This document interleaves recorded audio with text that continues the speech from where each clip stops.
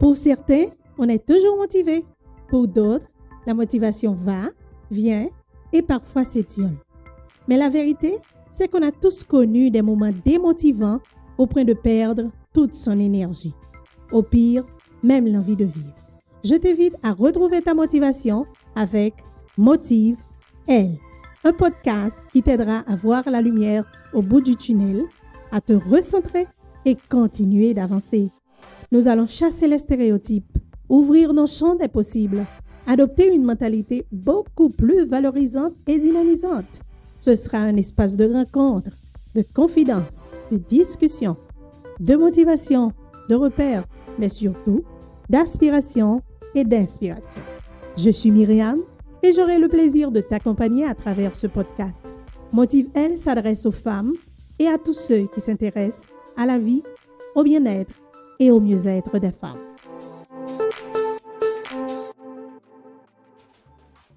Hello, bonjour, bonsoir mes très chers auditeurs, mes très chères auditrices. C'est un plaisir de vous retrouver. Nous sommes déjà à notre 4e épisode. Je vous remercie pour votre soutien.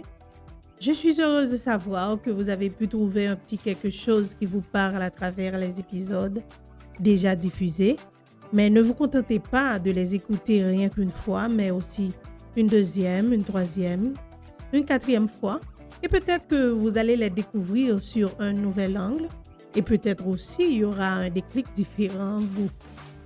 C'est un plaisir de saluer Vikenia, Madame Sinclair, qui sont toujours impatientes de découvrir un nouvel épisode.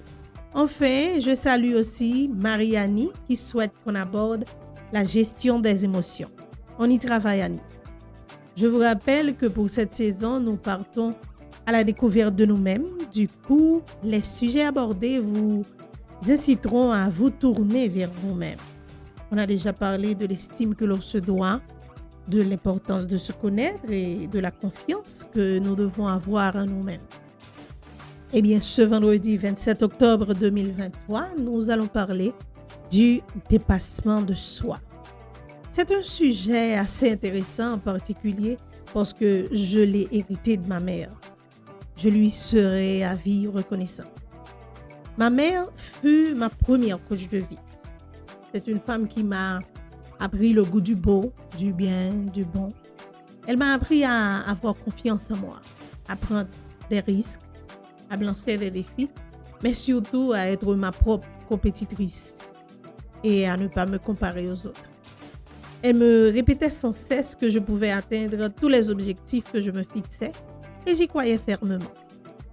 Ma mère m'a appris l'importance de toujours me dépasser, à me découvrir de nouvelles forces, de dépasser celles que j'étais il y a 2 semaines, il y a 1 mois.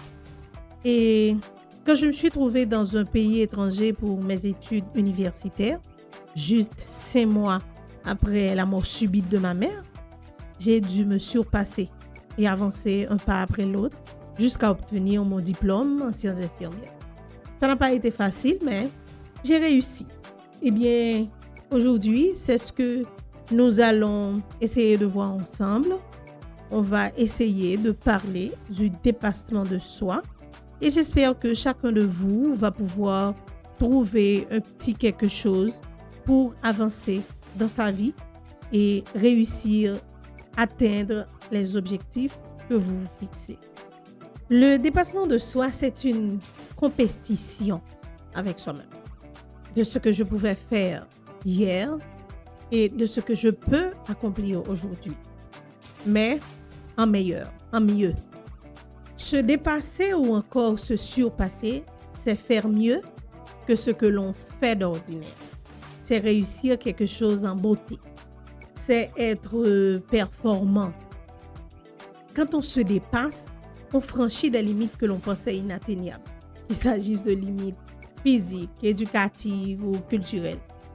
Plutôt que de fuir des situations complexes, eh bien, quand on se dépasse, on prend son courage à 2 mains et on avance et on décide de les affronter ou bien de les solutionner. Par exemple, les sportifs performants, ils connaissent quelque chose. Je ne sais pas si vous connaissez l'histoire de Michael Jordan. On lui avait dit qu'il n'était pas bon pour le basketball, mais il s'est surpassé. Du coup, il est devenu l'un des meilleurs joueurs du basketball. Mais bien entendu, si vous n'avez pas un projet de vie, si vous ne savez pas ce que vous voulez faire dans votre vie, si vous n'avez pas d'objectif à atteindre, si vous n'êtes pas concentré sur le long terme, si vous ne vous voyez pas meilleur dans 1 an, dans 5 ans ou plus, eh bien, le dépassement de soi n'est pas pour vous. Car pour atteindre des objectifs fixés, on avance de dépassement de soi en dépassement de soi. Au prime abord, il est important d'identifier en quoi on veut se surpasser. Ce n'est pas d'identifier en quoi Marianne, Sarah ou Jenny s'est surpassée et de vouloir le faire aussi. Non.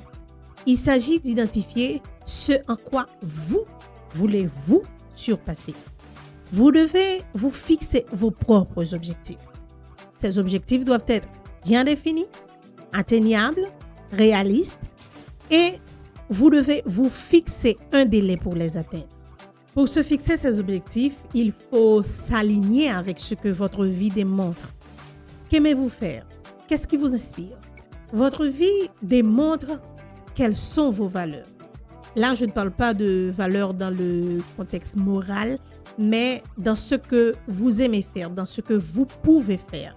Par exemple, vous pouvez aimer cuisiner, danser, peindre, dessiner, lire ou écrire.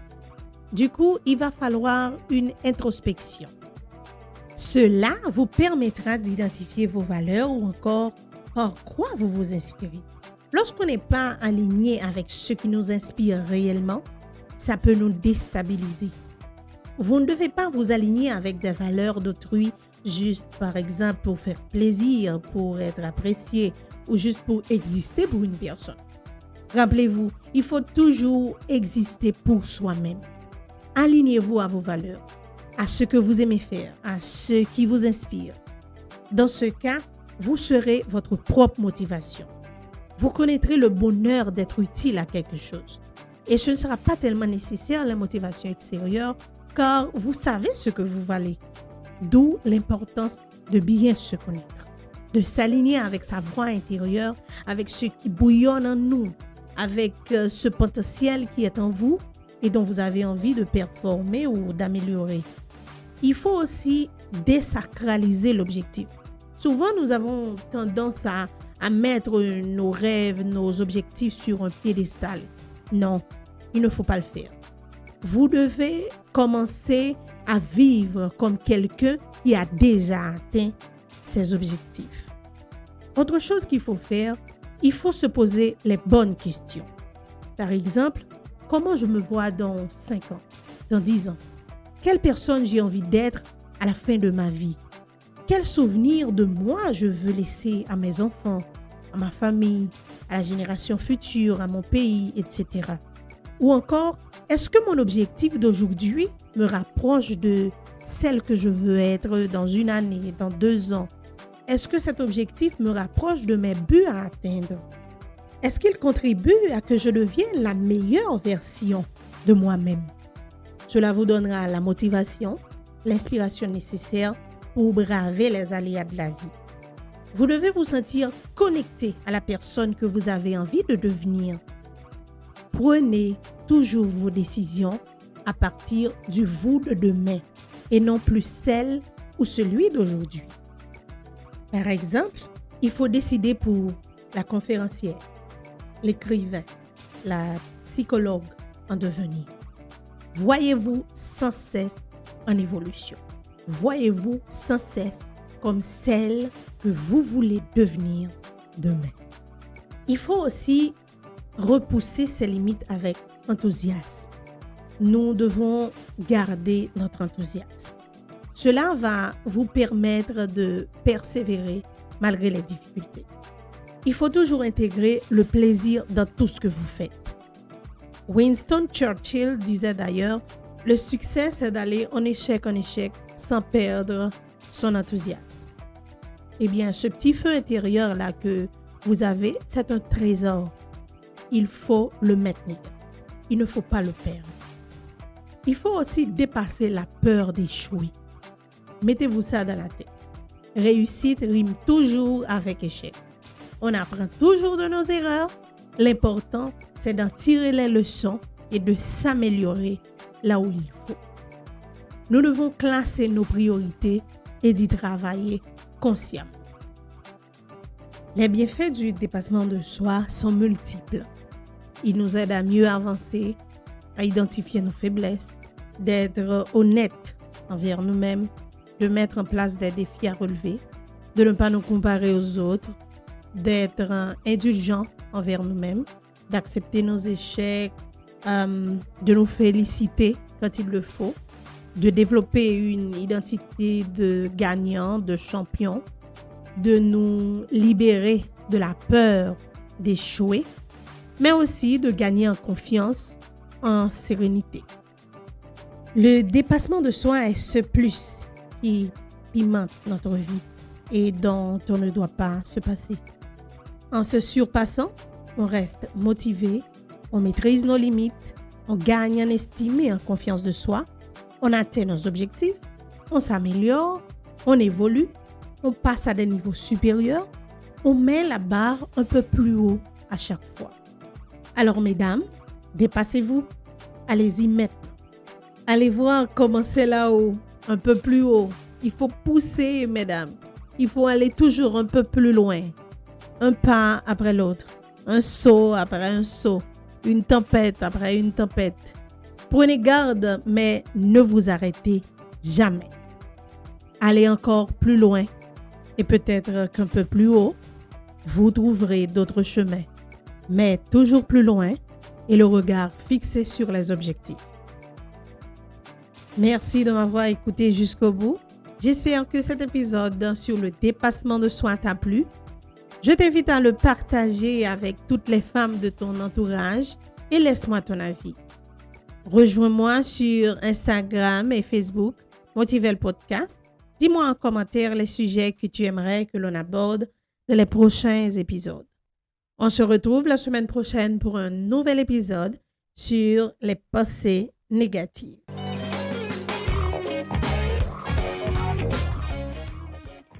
Petit rappel, on ne gagne pas en dépassant les autres, mais c'est en se dépassant soi-même que l'on peut avancer vers un soi beaucoup plus grand. Ciao, ciao!